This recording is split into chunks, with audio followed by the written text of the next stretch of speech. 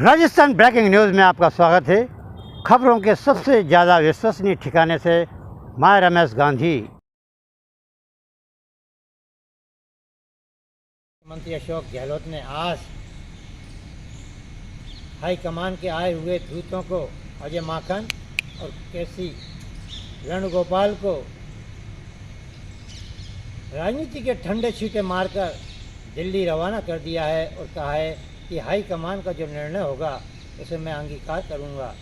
कुल मिलाकर कल रात से और आज 1 बजे तक ऑल इंडिया प्रदेश प्रभारी केसी वेणुगोपालन और प्रभारी अजय माकन दोनों माथापच्ची करते रहे, लेकिन रिजल्ट कोई हाथ नहीं आया। जैसा कि हमने कहा था कि मुख्यमंत्री अशोक गहलोत राजस्थान के बेताज बादशाह हैं और वह न कमरे से निकले हैं और न वह दिल्ली की ओर उड़ान कर गए हैं। उन्होंने तो कमरे में ही बैठकर उन दोनों राष्ट्रीय कांग्रेस कमेटी के दूतों को ठंडे राजनीतिक छींटे मारकर अलविदा कर दिया है। अजय माकन ने आज कांग्रेस कार्यालय में वरिष्ठ कांग्रेस जनों और विधायकों और सचिन पायलट समर्थक लोगों की मीटिंग भी ली है और उनसे राय शुमारी की है। उसके बाद अखबार नवीसों से बेरबू अखबार नवीस हम तो हाई कमान का महंगाई विरोधी और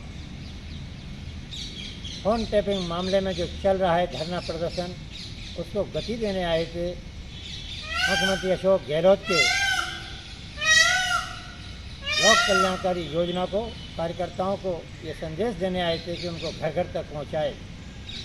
अखबार नवीसों ने जब यह प्रश्न दागा कि गोविंद सिंह डोटासरा के परिवार पर 80% का साया आरएसपी में राजस्थान चयन बोर्ड आयोग में से रहा, तो अजय माकन ने डोटासरा का बचाव करते हुए कहा कि आरपीएससी की परीक्षा 2016 में मुख्यमंत्री वसुंधरा राजे के कार्यकाल में हुई थी। हमारे बोर्ड कॉर्पोरेशन के अंदर मंत्रिमंडल संगठन के ब्लॉक अध्यक्ष और जिलाध्यक्षों की चर्चा, ये सब चीजों की चर्चा हम लोगों से कर रहे हैं। मैं सिर्फ एक बात कहना चाहता हूं कि सब लोगों ने एक स्वर में ये कहा है कि जो केंद्र आला कमान जो तय करेगा वो हमें मंजूर है।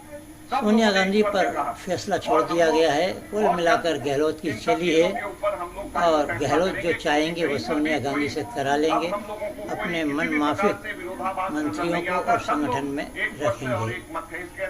और बहुत जल्द हम लोग आपको इसके बीच में इसके बारे में हम बताएंगे। आरएस इंटरव्यू को लेकर डोटासरा जी पर आरोप लगे रिश्तेदारों पर आरएस इंटरव्यू को लेकर देखिए ये बड़े अजीब और दुख की बात है कि डोटासरा जी के बेटे और इनकी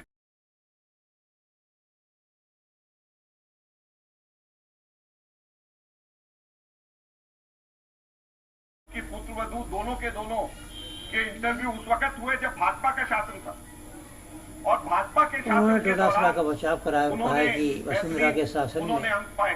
तो क्या भाजपा के लोग अपने ही शासन के खिलाफ में आरोप लगा रहे हैं? और ये कोई आज की बात नहीं है। उनके परिजनों ने मेहनत की है। पुराने भी उस वक्त भी समाचार पत्रों में और उस वक्त भी सोशल मीडिया में आया था, तो अब क्यों कर रहे हैं?